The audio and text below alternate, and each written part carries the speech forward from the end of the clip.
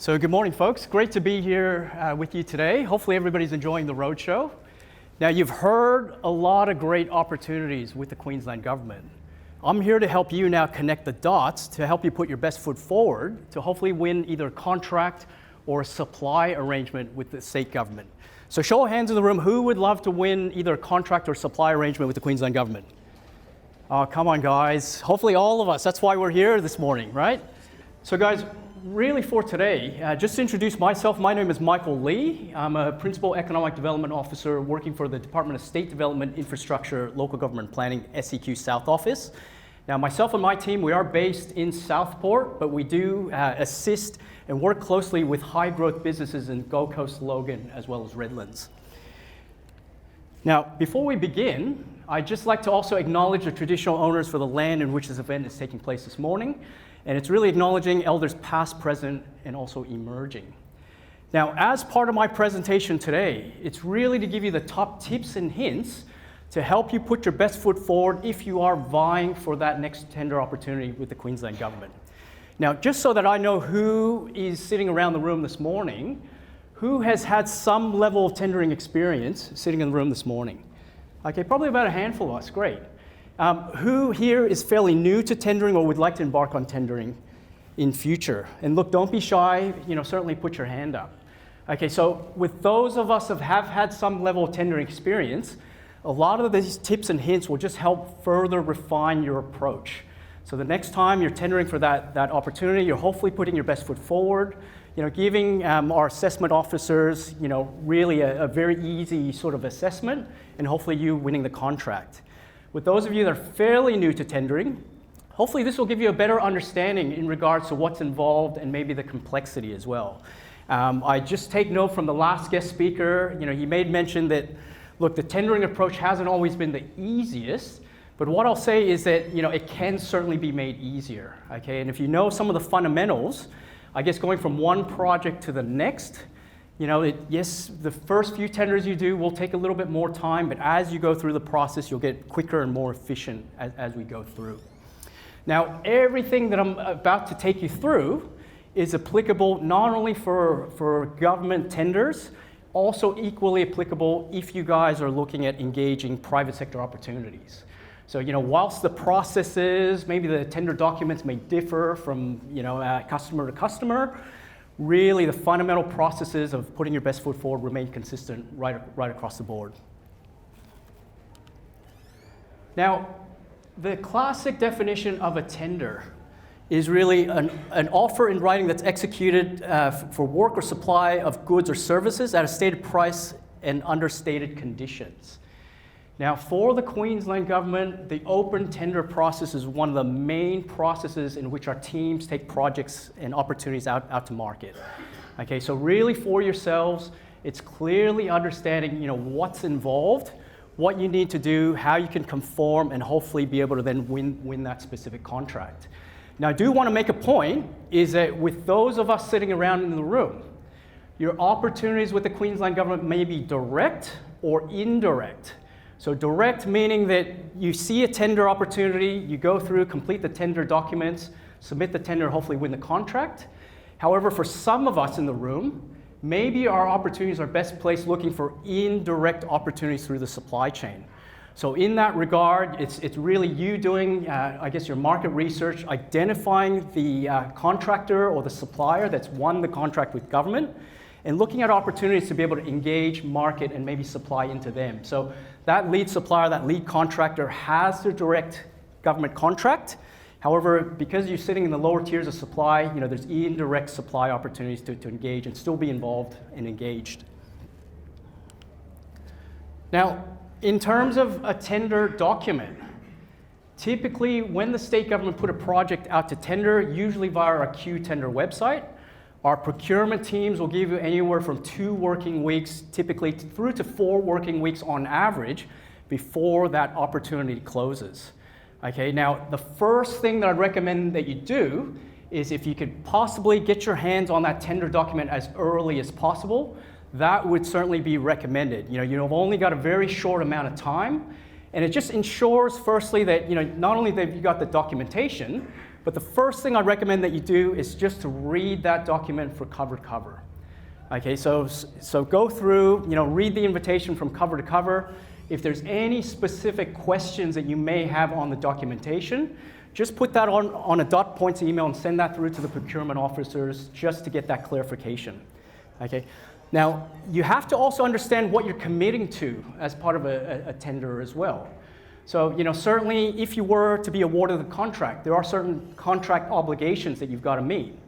There's obligations in terms of the contract commencement date, obligations in terms of the contract completion date.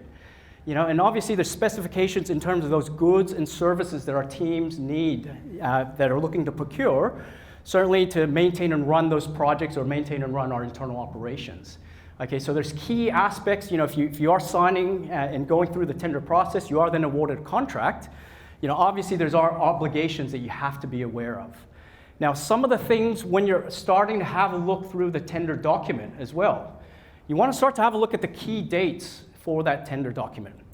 All right, so the first key date to look at is really the closing date and time of that opportunity. So that's really the time frames in which you need to operate against.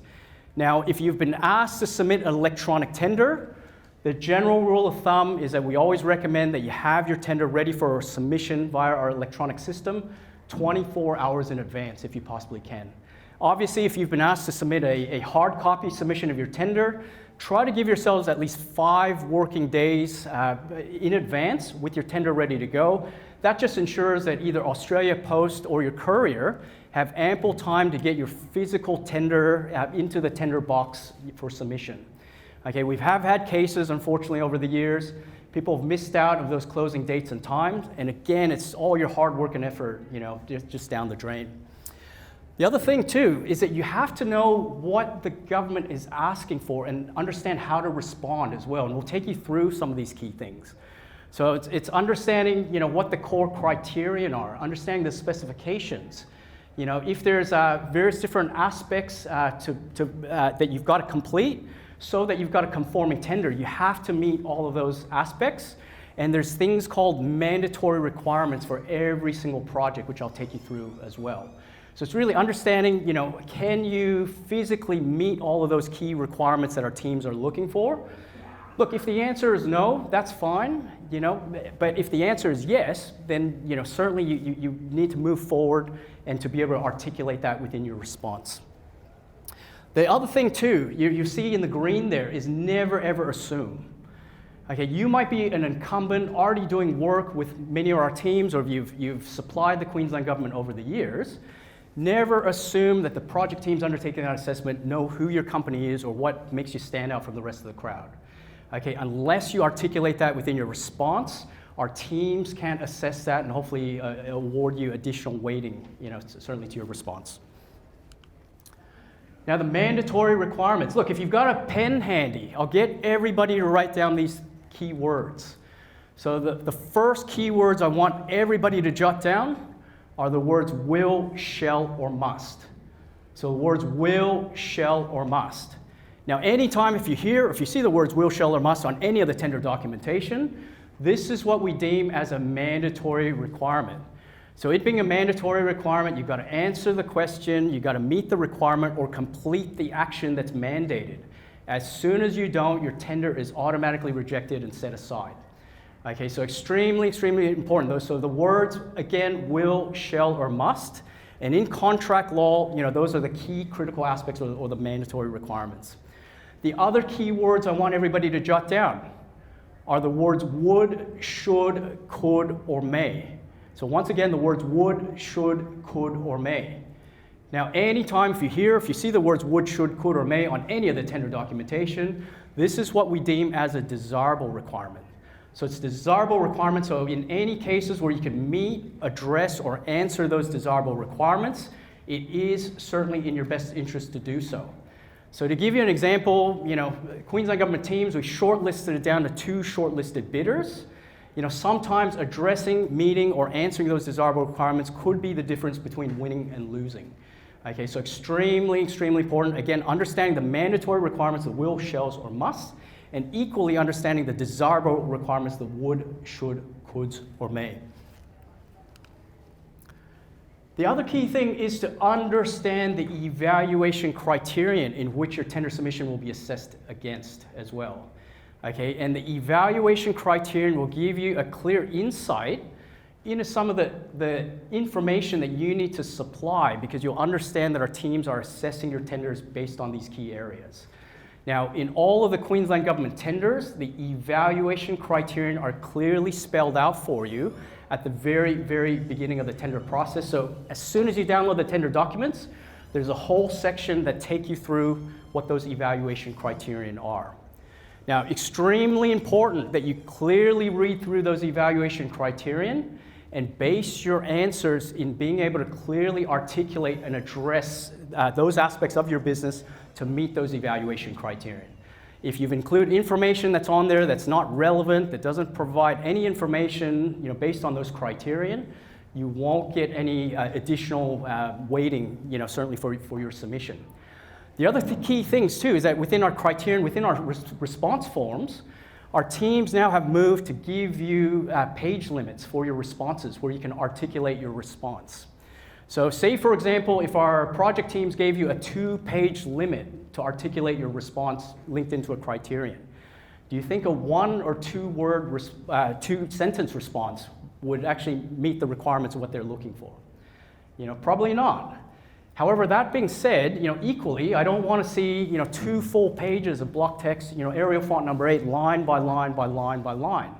Our teams read through that and our eyes basically glaze over.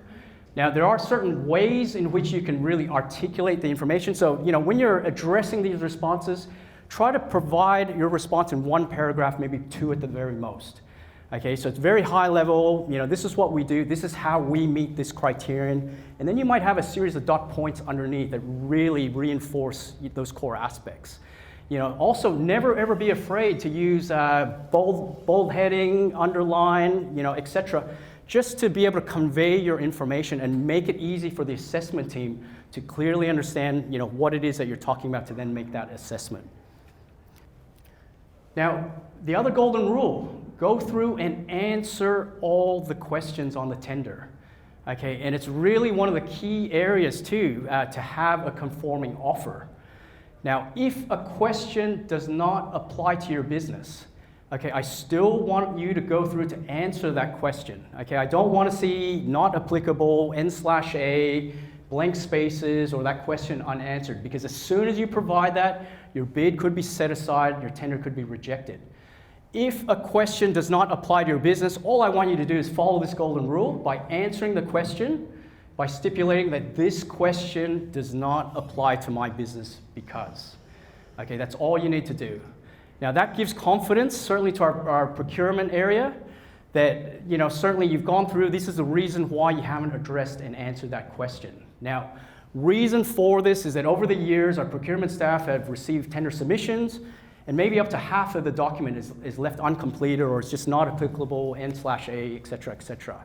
So, by going through, following this golden rule, certainly put your best foot forward, give our procurement team, again, a clear understanding as to why that question was unanswered or why, it didn't apply to you. The other thing is always be succinct where you can as well. Now, I mentioned, you're articulating your responses in 1 paragraph, maybe 2 at the very most. If you're finding that that isn't providing enough information, never ever be afraid to then reference an attachment and to include that as part of your reference materials as well. So you could stipulate in your 1 paragraph or 2, this is the core aspects of what we do, this is how we meet the specifications. For additional information, maybe refer to Appendix A, for additional information. And again, that way, it provides that level of detail that may be required. Now, the big thing too, in all tenders, and it expands across how we promote our business or how we market our organization. Okay, it's not just the tender process. Always market your organization with the customer in mind and right to the customer's focus. Okay, now most businesses will stipulate that, look, we're the best company, we employ the best staff, we've got the best products and services. And you're almost waiting for the buyer to connect the dots, to then really drive a buying behavior to then want to do business with you. I want each and every one of you to go that next step. And what I'm about to share with you will hopefully help you stand out from the rest of the competition as well. So if you're able to articulate your response with a customer focus, again, you're saying we're the best company in the world, we've got the best staff, we've got the best products and services. I want you to go to that next step to say, this is how we add value to you as our customer. So what can we provide you as our customer, helping you do it cheaper, better, faster, more efficient, etc. And if you're able to do that and certainly articulate what it is that you do, maybe it could be dollar values, percentages, etc. If you're helping the Queensland government saving money, you could say on average, if you engage us for our services, our customers are seeing 50% reduction in costs, thereby translating maybe to $100,000 worth of cost savings. Fantastic. Now you're speaking the language that our procurement staff want to hear. Now, the key things, certainly not about yourselves, but everything in focus of the customer. You want to go through and really follow the format that's provided as well. So within our tender documents, our teams within our response forms have a set format in which we want you to complete and address and articulate your answers. So just follow the format that you see there. Don't say, oh, Michael, that format's rubbish, doesn't work for us. I'd rather put it in my own format and send it in. As soon as you do that, your tender could be rejected, okay? As I mentioned, you always want to quantify that as well. So it's not just articulating, the benefits that you're providing to us as your customer. If you could go beyond that by quantifying it, percentages, dollars, etc., that's really going to, bode very well and give you further weighting. Last thing is just to ask yourself the question, why? So, why should the government care? Why should they buy off us? etc. And if you're able to really address and answer that, certainly within your articulation of your response, you're really putting your best foot forward each and every time. You also want to communicate your organization's value as well. Now, for this morning, I do want to dispel a myth. Okay, a lot of suppliers that I've dealt with over the years, they say, Michael, government, they only buy on price and price alone. Lowest cost generally wins the contract and wins the business. Now, the government, we do assess what we call price as well as non-price criteria, or cost versus non-cost criteria. And this is how we, in effect, seek the value in which a proposal is provided to us. Now, we've got the cost factors up top, non-cost factors down the bottom. Now, first thing is upfront costs. So the only thing I'll say there is to keep your costs real. So government procurement staff, before they take a project out to tender, a lot of market research is done to clearly understand how much it should cost for those goods or services, or to get a project completed and off the ground. Okay, so if you took your price point, you think, well, government, maybe they got very deep pockets, I'm going to take my price point to have another 200, 300, 400% on top of my price point and send it in. If our teams are assessing that, you would get knocked out in that first instance, for the upfront cost. Now, the second thing to note is whole of life costs. So maybe within your bid, within your tender or your proposal, you might not necessarily be the cheapest solution or the cheapest offer up front, but maybe over the life of that project, there are inherent cost savings that offset the initial outlay of more money. Those are the things that you want to talk about. Okay, so if within your offer, yes, it costs the government a little bit more up front, maybe it's new technology or something that, so yes, it costs the teams more up front, but maybe over the 5 or 10-year life of that project, we don't necessarily need to either replace or upgrade or anything like that. And if that offsets, obviously, the initial outlay of more money, certainly, talk to us about those core benefits and those aspects. And it's any transaction costs in relation to acquisition, use, holding, maintenance, or disposal at the end of life of that product as well. Now, we then move on to the non-cost factors. So fit for purpose. So if you're a manufacturer or your supplier, is that product designed and manufactured and provided to us for its intended purpose? As opposed to the government buying a generic product off the shelf, we then have to spend time, money, effort, resources, maybe in customizing that product, to suit our requirements. It's things like quality. So again, the product that you might be putting forward may not necessarily be the cheapest up front, but maybe it's of much, much higher quality. So rather than the government having to replace that product in, say, 3 to 5 years, because it's of higher quality, you could stretch out to use to 5 to 10 years, let's say. So again, those inherent aspects offsets the initial cost of more money being spent up front. In terms of delivery, anytime you can deliver early to the Queensland government, spell out your organization's methodology and your approach of how you're able to supply early. If you can certainly meet our timeframes for the project in delivering in full and on time, talk to us within your methodology or approach of how you're going to do that as well. Okay, that gives our teams confidence, certainly if we were to award you the contract, that these are all the core aspects, of you delivering on that contractual obligation. It's any service support as well as sustainability impacts. So, if you're a service provider, maybe you're not the cheapest service provider up front, but maybe you provide a 24/7, technical support if needed, or maybe a very comprehensive warranty period as well, So if that's the case, any issues arise, quick phone call to the team, and certainly, we could either provide 24-hour, 7-day-a-week technical support, or maybe have somebody on the ground there to help the government in rectifying any issues with the project. Lastly, sustainability impacts. Anything that you do as an organization that really provides aspects in which you're reducing waste that's being generated, you're improving your electricity, your water usage, etc. And I note the CCIQ just with the EcoBiz program. These are core aspects in the things that you really want to tell the Queensland government about. Okay, if there's any products that you manufacture or supply, if there's any, sustainable credentials there, maybe it's new technology lighting that uses less electricity, thereby the government having a lower carbon footprint. Or maybe in regards to the product that you might put forward, it's all manufactured in sustainable practices or processes, or even utilizing recyclable material, let's say, for the inputs. So if that's a regard, again, spell that out within your tender submission. Now, lastly, before you go through to submit your tender, okay, take a step back and always go through and review that tender submission. Okay, now we're finding that organizations that take this additional step, the quality of the tenders received from our end are much, much higher quality. So general rule of thumb, look, just choose somebody that you trust, hopefully somebody that wasn't directly involved in pulling together and writing the tender, and just have that person read your tender submission from cover to cover. After they've done that, ask them, core questions. Did it make sense? Were there any typos, grammatical errors? Is there anything that we've missed? Is there anything that we can do better? Okay, and once again, we're finding that companies that take this additional step, the quality of the tenders being received are much, much higher quality. And again, you're able to then put your best foot forward, for consideration.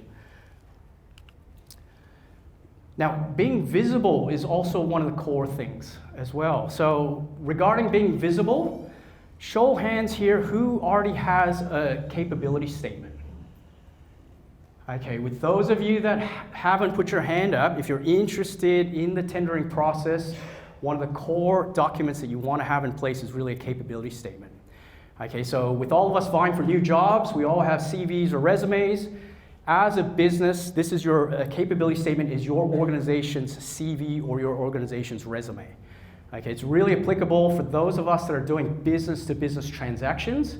And it really gives your buyer a clear insight into your core capabilities, what your company does, whether or not you've got any specialized equipment, who your team are, etc., that may meet our requirements. Now, a bit of a plug, we are running a capability statement webinar for those of us that haven't put our hands up, Thursday next week, so 24th of November from 11 to 12 p.m. So with those of us that might be interested, we've got Kim Friedman, just my colleague here at the State Development booth. Just come up and just grab one of the flyers, and we'd love to have you on board for our capability statement session. Other key things in terms of being visible. Okay, first thing the procurement staff will do as part of our due diligence is have a look at your company website. So just to ensure, if you're starting to engage major buyers, if you're starting to vie for some of these government opportunities, make sure that website clearly articulates and presents your business in the right manner. And it spans across your social media platforms too. So for those of us that may have a business Instagram account, business Facebook account, or even a personal LinkedIn account, make sure that everything reflected on that really presents that professional appearance. You know, there's that old saying, there's no second chance to make that first impression. You know, if there's anything that potentially is flagged on there, you know, that could be the catalyst, again, of whether or not our teams move forward with you or whether or not we don't. You know, it's part of our due diligence process. So folks, that's pretty much it from me, the formal presentation. Look, we'd love to see you at our events and webinars. We do run events on tendering, such as this, as well as the capability statement sessions.